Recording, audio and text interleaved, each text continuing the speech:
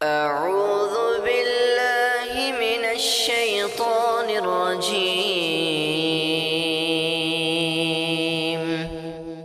بسم الله الرحمن الرحيم. السلام علیکم ورحمۃ اللہ وبرکاتہ۔ معزز ناظرین کرام، یہ جو ویڈیو بنائی گئی ہے اس کا مقصد کسی کے دل کو تکلیف پہنچانا، اس کے جذبات کو ٹھیس پہنچانا ہرگز نہیں ہے۔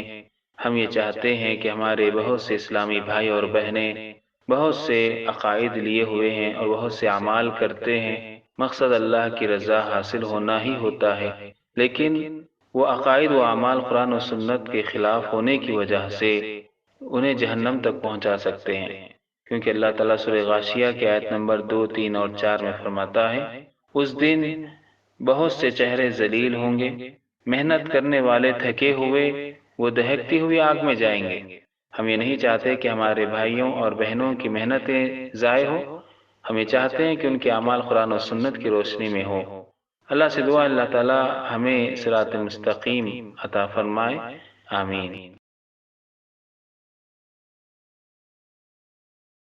السلام علیکم ورحمۃ اللہ وبرکاتہ۔ عزیز دوستو، آپ کے سامنے فضائل اعمال کی کتاب ہے، فضائل حج اس کا ایک چیپٹر ہے، جس میں سے ہمیں آپ کے سامنے ایک واقعہ پیش کر رہے ہیں جو قرآن و سنت کے خلاف۔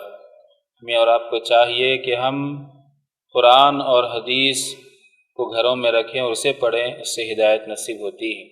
ایسے غلط واقعات سے رہنمائی نہیں بلکہ گمراہی ہمیں ملتی ہے، اس سے ہم اور آپ کو بچنا چاہیے۔ یہ فضائل عمل کا فضائل حج میں سے ایک واقعہ ہے، صفحہ نمبر 134 کا۔ شیخ عبدالسلام بن ابی القاسم ثقلی کہتے ہیں، مجھ سے ایک شخص نے بیان کیا کہ میں مدینہ طیبہ میں حاضر تھا، میرے پاس کوئی چیز نہیں تھی جس سے میں بہت ضعیف ہو گیا۔ میں حجرہ شریف پر حاضر ہوا اور حاضر ہو کر میں نے عرض کیا، اے اولین و آخرین کے سردار، میں مصر کا رہنے والا ہوں، میں 5 مہینے سے خدمت اقدس میں حاضر ہوں، اللہ جل شانہ سے اور آپ سے سوال کرتا ہوں کہ کسی ایسے شخص کو متعین فرما دیجئے جو میرے کھانے کی خبر لے لیا کرے یا میرے جانے کا انتظام کر دے۔ پھر میں نے اور دعائیں مانگی اور ممبر شریف کے پاس جا کر بیٹھ گیا۔ دفعتاً یعنی اچانک میں نے دیکھا کہ ایک شخص حجرہ شریف کے پاس حاضر ہوئے اور کچھ بول رہے ہیں اور اس میں اے میرے دادے، اے میرے دادے بھی کہہ رہے ہیں۔ پھر وہ صاحب وہاں سے میرے پاس آیا اور میرا ہاتھ پکڑ کر کہا، اٹھو۔ میں اٹھ کر ان کے ساتھ ہو لیا۔ وہ مجھے ساتھ لے کر باب جبرائیل سے نکلے اور بقی میں سے نکل کر باہر ایک خیمے میں لے گئے، اس میں ایک باندی اور ایک غلام تھے۔ ان سے جا کر کہا، اٹھو، اپنے مہمان کے لیے کھانا تیار کرو۔ غلام نے لکڑیاں اکٹھی کر کے آگ جلائی اور باندی نے آٹا پیس کر ملا، ایک خاص قسم کی روٹی تیار کی اور میزبان نے اتنی دیر مجھے باتوں میں لگائے رکھا۔ جب وہ تیار ہو گئی تو باندی نے لا کر اس کو آدھی آدھی کر کے 2 جگہ رکھی، پھر گھی کا ڈبہ لا کر ان دونوں ٹکڑوں پر بہا دیا۔ اس کے بعد سیحانی کھجوریں جو بہت بڑی بڑی اعلیٰ قسم کی کھجوریں ہوتی ہیں وہ بہت سی رکھی۔ پھر مجھ سے کہا، کھاؤ۔ میں نے کہا، کیا؟ یا اس نے تقاضا کیا اور کھاؤ۔ میں نے اور کھایا۔ پھر اس نے اور تقاضا کیا۔ میں نے کہا، میرے سردار، میں نے کئی مہینے سے گیہوں نہیں کھایا تھا اور نہیں کھایا جاتا۔ اس نے میرے پاس سے جو بچا تھا وہ بھی اور دوسرا ٹکڑا جو رکھا ہوا تھا وہ ایک زنبیل میں رکھا اور 2 سا کھجور جو تقریباً 7 سیر پختہ ہوئی اس زنبیل میں رکھ کر مجھ سے دریافت کیا کہ تمہارا نام کیا ہے؟ میں نے نام بتایا۔ کہنے لگے، تمہیں خدا کی قسم پھر دادے ابا سے کبھی شکایت نہ کرنا، ان کو اس سے بہت تکلیف ہوتی ہے۔ جب تک تمہارے جانے کی صورت نہ نکلے اس وقت تک جب تک تمہیں ضرورت ہوگی کھانا وہیں آ کر کھانا۔ تو یہاں پر یہ واقعہ انہوں نے بیان کیا جس کے اندر بہت سی چیزیں قرآن اور سنت کے خلاف ہیں۔ ان میں سب سے پہلے عقیدے کی بات ہے۔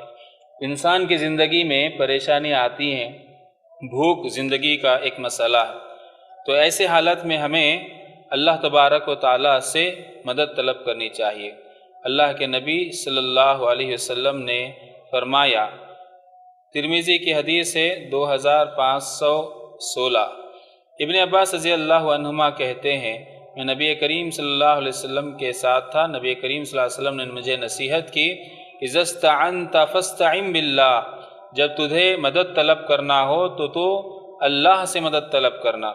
یہ ہماری اسلامی تعلیم ہے، اور اللہ نے قرآن مجید میں سورہ بقرہ کی آیت نمبر 153 میں فرمایا، یا ایھا الذین آمنوا استعینوا بالصبر والصلاۃ، اے ایمان والو تم مدد طلب کرو صبر کے ذریعے اور نماز کے ذریعے۔ یہ اسلام کا بہترین اصول ہے کہ جب آدمی مصیبت میں ہو تو وہ اللہ کو پکارے، اللہ سے مدد طلب کرے۔ لیکن اس واقعے کے اندر بات بتائی گئی، ایک مجہول اننون پرسن کے تعلق سے شیخ عبدالسلام بن ابی القاسم ثقلی نے کہا کہ یہ جب بہت کمزور ہو گئے کھانے کی وجہ سے، کھانا نہ ملنے کی وجہ سے، تو یہ سیدھے اللہ کے نبی کی قبر پر گئے اور دعا یہ کی کہ اے اللہ، میں اللہ اور رسول سے جو ہے سوال کرتا ہوں کہ میرے کھانے کا کوئی انتظام کرنے والے کو میرے پاس بھیج دے۔ یہ کتنی بری بات ہوئی، کیا اللہ ہمارے لیے کافی نہیں ہے؟ اللہ قرآن میں فرماتا ہے، الیس اللہ کاف عبدہ، کہ اللہ تعالیٰ اپنے بندے کے لیے کافی نہیں ہے؟ اللہ تبارک و تعالیٰ سے اگر ہم مانگیں تو اللہ ضرور ہمارے لیے راستے نکالے گا۔ موسیٰ علیہ السلام بھی سفر میں پریشان تھے، مدین پہنچ کر تو انہوں نے اپنی مصیبت اللہ کے سامنے رکھی اور کہا کہ ربی انی لما انزلت الی من خیر فقیر، ربی انی لما انزلت الی من خیر فقیر، اے اللہ جو بھی بھلائی تو میرے پاس نازل کرنے والا ہے میں اس کا محتاج ہوں۔ اللہ نے ذریعہ بنایا اور ایک لڑکی آئی اور موسیٰ علیہ السلام کو اپنے گھر لے گئی، جیسے کہ مفسرین کہتے ہیں بعض کہ وہ شعیب علیہ السلام کی بیٹی تھی۔ اللہ سے تعلق رہے گا تو اللہ ضرور ہمارے لیے راہ نکالے گا۔ دوسری بات جو اس میں بتائی گئی وہ یہ کہ یہ آدمی اللہ کے نبی کی قبر کے پاس یہ دعا کر کر ممبر رسول کے پاس آ کر سو گیا۔ اس کے بعد ایک آدمی اچانک آیا اور وہ نبی کی قبر کے سامنے ٹھہر کر بات کرنے لگا نبی کریم صلی اللہ علیہ وسلم سے۔ یہ عجیب بات ہے کہ اللہ کے نبی صلی اللہ علیہ وسلم جو ہے قبر میں ہیں، اور اس آدمی کو کس نے اطلاع دی کہ وہ فوراً آیا اور نبی سے بات کرتے ہوئے کہہ رہا تھا، اے دادے، دادا اگر اردو زبان میں کہا جائے تو پوترے کو کہتے ہیں، پوترا دادا کہتا ہے۔ نبی کریم صلی اللہ علیہ وسلم کو تو اولاد ہی نہیں تھی مرد بچوں کی، جو بچپن ہی میں انتقال کر گئے، تو ان کی نسل کہاں ہوئی کہ نبی کریم صلی اللہ علیہ وسلم کو دادا کہہ کر پکارے؟ اگر اس سے مراد نبی کے قریبی رشتہ دار ہیں تو یہ بات کیسے ثابت ہو سکتی ہے کہ ان کو اللہ کے نبی نے بلایا اور وہ یہاں پر حاضر ہو گئے؟ نعوذ باللہ من ذالک۔ اللہ کے نبی صلی اللہ علیہ وسلم جو ہے دنیا میں ہی کسی کو کچھ خبر پہنچانا ہوتا تو قاصد کو استعمال کرتے، کسی کو بھیجتے خبر پہنچانے کے لیے، یہاں تو وہ ذریعہ بھی نہیں رہا۔ تو یہ سارے من گھڑت واقعات ہیں، تو اس سے جو ہے ہمیں بچنا چاہیے۔ اور ایک چیز اس میں معلوم ہوئی کہ اللہ کے نبی صلی اللہ علیہ وسلم کے تعلق سے کہ اللہ کے نبی صلی اللہ علیہ وسلم کو غیب کا علم نہیں ہے۔ اللہ کے نبی کو کیسے پتہ چلا کہ فلاں آدمی جو ہے بھوکا ہے اور اس کی مدد کے لیے اللہ کے نبی کسی انسان کو بلا رہے ہیں اور اس سے بات چیت کر رہے ہیں؟ اگر ایسا ہوتا تو نبی کریم صلی اللہ علیہ وسلم کے انتقال کے بعد ابو بکر رضی اللہ عنہ نے قرآن کو جمع کرنا چاہا ایک ہی مصحف میں، تو ایسے وقت میں عمر اور ابو بکر کے درمیان اختلاف ہوا، جیسے کہ بخاری کے اندر یہ واقعہ نقل ہے۔ اگر یہ اختلاف یہ آپس میں تھا، آپس میں بحث و تکرار ہو رہی تھی، اس کے بجائے یہ نبی کی قبر کے پاس آتے اور مشورہ کر لیتے، جیسے کہ یہ واقعے میں بتایا گیا کہ ایک آدمی آیا نبی سے بات کرنے لگا، نعوذ باللہ من ذالک۔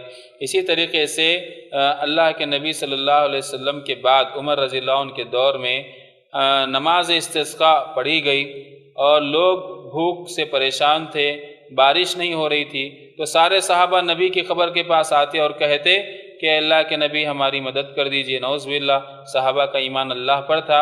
انس ابن مالک کہتے ہیں رضی اللہ عنہ، عمر رضی اللہ عنہ کے زمانے میں نماز استسقاء پڑھی گئی، لوگوں نے اللہ سے مدد طلب کی بارش کے لیے اور بھوک کے دنوں کو دور کرنے کے لیے۔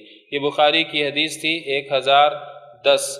اور اس کے بعد آئیے اللہ کے نبی صلی اللہ علیہ وسلم کی جب ہم زندگی دیکھتے ہیں جنگ خندق کا موقع ہے اور صحابہ کرام بھوک سے تڑپ رہے ہیں اور خندق کھود رہے ہیں، ایک چٹان نکلتی ہے، چٹان کو پھوڑنے کے لیے اللہ کے نبی خود اترتے ہیں، اور جب چٹان پر اپنے ہاتھ سے کدال مارتے ہیں تو چٹان ریزہ ریزہ ہو جاتی ہے۔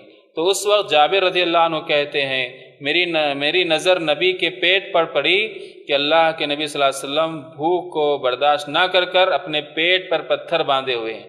یہ بخاری کی 4101 نمبر کی حدیث ہے۔ اس حدیث سے کیا بات پتہ چلا کہ نبی کریم صلی اللہ علیہ وسلم جب خود اپنی بھوک نہیں مٹا سکتے تو وہ دنیا سے جانے کے بعد کیسے کسی کی بھوک کو مٹا سکتے ہیں۔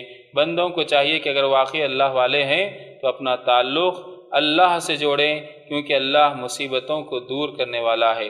اور اللہ کے نبی کے بارے میں بات بتائی گئی، وَلَوْ كُنْتُ أَعْلَمُ الْغَيْبَ، اگر میں غیب کا علم جانتا لَاسْتَكْثَرْتُ مِنَ الْخَيْرِ، بہت سی بھلائیاں جمع کر لیتا، وَمَا مَسَّنِيَ السُّوءُ، اور مجھے کوئی بھی تکلیف نہیں پہنچتی۔ یہ سورہ اعراف کی آیت نمبر 188 ہے۔ ان آیات اور احادیث سے بات کا علم ہوا کہ نبی کریم صلی اللہ علیہ وسلم جب دنیا میں خود ایسے حالات سے دوچار ہو چکے ہیں اور مجبور ہو چکے ہیں تو وہ مرنے کے بعد کیسے ایسے لوگوں کی مدد کر سکتے ہیں، جبکہ انہوں نے زندگی میں ایسے لوگوں کی مدد نہیں کر سکی، مگر یہ کہ دوسرے صحابہ کو ان مصیبتوں میں ایک دوسرے کی مدد کرنے کی تعلیم دی، اور صحابہ نے نبی کی سنت پر عمل کرتے ہوئے ایک دوسرے کی مدد کی۔ تو لہٰذا ہمیں اور آپ کو چاہیے کہ ہمارا تعلق اللہ سے مضبوط ہو اور اللہ سے جو ہے ہم مدد طلب کرتے رہیں۔ السلام علیکم ورحمۃ اللہ وبرکاتہ۔ سوالات کچھ یوں ہیں، آخر یہ شخص کون ہے جو نبی کریم صلی اللہ علیہ وسلم کی قبر پر جا کر انہیں داد ابا کہہ کر پکار رہا ہے اور ان سے بات بھی کر رہا ہے؟ آخر اس شخص کو نبی کریم صلی اللہ علیہ وسلم نے کیسے بتایا کہ فلاں انسان کے پاس جاؤ اور اس کی حاجت پوری کرو؟ کیا ہم قبر میں جو برزخ کی زندگی جی رہے ہیں ان سے ہم کلام ہو سکتے ہیں؟ کیا ہم کسی قبر پر جا کر قبر والے سے کھانا اور سواری کے انتظام یا پھر کوئی بھی مدد طلب کر سکتے ہیں؟ کیا ہم نبی کریم صلی اللہ علیہ وسلم کی قبر پر جا کر ان سے مدد طلب کر سکتے ہیں؟ کیا کبھی صحابہ یا تابعین یا اتباع تابعین نے نبی کریم صلی اللہ علیہ وسلم کی قبر پر جا کر کھانا اور سواری کے انتظام کرنے کی درخواست کی؟ کیا کبھی کسی صحابہ نے نبی کریم صلی اللہ علیہ وسلم کی قبر پر جا کر اپنی مشکل بیان فرمائی اور ان سے کہا کہ وہ مشکل آسان کر دو، یا پھر وہ اللہ سے دعا کرتے؟ کیا یہ ہمارے نبی کریم صلی اللہ علیہ وسلم کی تعلیمات میں سے ہیں کہ اگر ہمیں کچھ حاجت ہو تو ان کی قبر پر آ کر ان سے مدد طلب کی جائے؟ جو لوگ برزخ کی زندگی جی رہے ہیں کیا وہ ہماری کوئی حاجت پوری کر سکتے ہیں یا کوئی بھی مدد کر سکتے ہیں؟ ہمیں کس سے مدد طلب کرنی چاہیے، اللہ سے یا پھر اس کے رسول نبی کریم صلی اللہ علیہ وسلم سے؟ کیا قبر پر جا کر اپنی حاجت بیان کرنا یا پھر قبر والے سے مدد طلب کرنا اسلام میں جائز ہے؟ کیا یہ اللہ اور اس کے نبی کریم صلی اللہ علیہ وسلم کی تعلیمات میں سے ہیں؟ مدد اللہ سے طلب کی جاتی ہے یا پھر اس کے رسول نبی کریم صلی اللہ علیہ وسلم سے؟ کیا ہم بنفس نفیس یعنی زندہ باحیات لوگ مردہ لوگوں کے ساتھ کلام کر سکتے ہیں؟ کیا قبر پر کھڑے ہو کر مردہ انسان سے مانگنا اسلام میں جائز ہے؟ قبر پرستی کب سے وجود میں آئی؟ جب نبی کریم صلی اللہ علیہ وسلم نے خود فرمایا اور لعنت بھیجی ان لوگوں پر جو ان کی قبر کو آگے جا کر عبادت گاہ بنائیں گے، تو پھر ہم ان لوگوں میں سے کیوں بن رہے ہیں؟ غور و فکر کی بات ہے۔ ان سب سوالات کے جوابات کا طلبگار اپنے پیارے تبلیغی بھائیوں سے۔ جزاک اللہ خیراً۔ السلام علیکم ورحمۃ اللہ وبرکاتہ۔